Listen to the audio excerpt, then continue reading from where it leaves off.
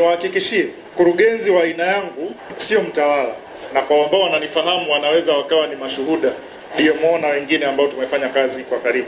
Ninapenda kusikiliza, ninapenda kujifunza, kushauriwa, na nimefungua milango wakati wote kwamba anayekuja ofisini kwangu sio lazima awe mkuu wa idara au kiongozi.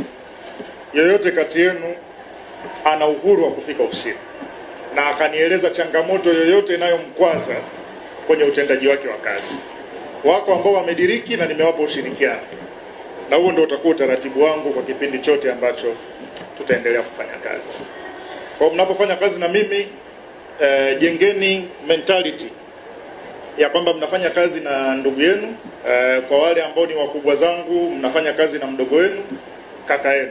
Lengo ni kwamba hata na wewe nakusudia kukujengea comfort zone ili uweze kutekeleza majukumu yako kwa amani, lakini pia kwa kutanguliza professionalism, ile ya kujali mkurugenzi atasema hili wala lile.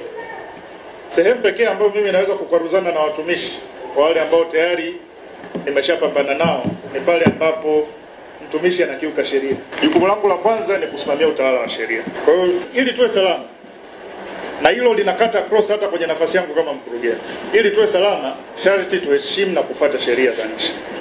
Tukasimamie mapato kwenye vituo vyetu, tutoe huduma kwa kutumia lugha za staha kwa wateja au wagonjwa wanaokuja kwenye vituo vyetu vya kazi. Tusihujumu halmashauri au serikali kwa kuiba vifaa tiba au dawa, kuvipeleka kwenye pharmacies zetu. Hayo ni maeneo ambayo mimi nitakuwa mkali kidogo. Na kwa ambao wananifahamu, nimekuwa mtu wa tofauti kwenye mambo hayo. Anayetajwa basi tumekuwa tukihakikisha kwamba tunaangalia, kwanza tunajiridhisha, lakini pili tukishapata ushahidi tunachukua hatua kwa mujibu wa sheria zilizo. Sasa nisingependa yoyote kati yenu afikishwe mbele yangu kwa tuhuma hizo au tuhuma yoyote ile ya kukiuka sheria za nchi. Lengo ni kwamba tunahitaji kwenye utendaji wenu wa kazi kuwajengea motisha, lakini pia kuwajengea ufanisi. Na kwa kipindi chote ambacho tutaendelea kufanya kazi kwa pamoja, nisingependa kuona, na haya ni maelekezo yangu pia kwa mkuu wa idara, mtumishi yoyote hapa analalamika stahiki zake hazilipwi au anaonewa kwa namna yoyote, kwa sababu watumishi hawa waliopo ni watumishi kama sisi. Mimi leo nimefanikiwa kuvaa ile koti la ukurugenzi, kesho litaondoka. Yoyote kati yenu hapa atakuwa mkurugenzi, yoyote kati yenu anaweza kawa mkuu wa mkoa, waziri na kadhalika. Na ukiangalia nyuso za watumishi hawa ni young generation wengi, kwa hiyo kuna kesho nyingi iliyopo mbele yetu. Kwa kila mtu tukamtendee haki. Niwasisitize